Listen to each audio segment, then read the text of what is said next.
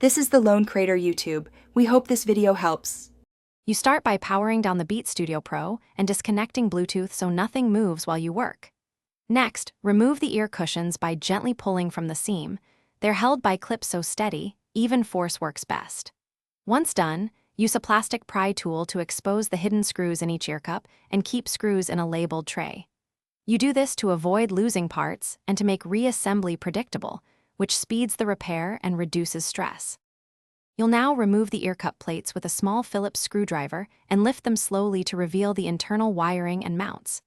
Take a quick photo of the wires so you remember routing. This is critical for reassembly.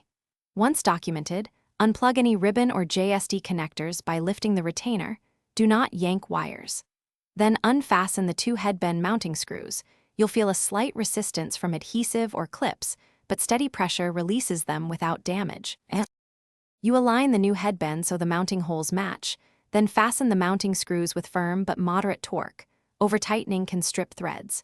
Reconnect ribbon cables and route wires as shown in your photo, then seat ear cup plates and replace cushions. Power on and run audio and Bluetooth pairing tests, checking comfort, folding, and hinge movement.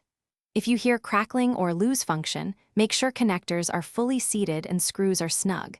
If fit feels off, loosen and reseat to avoid pinched wires. Thanks for watching. Consider subscribing if we helped you.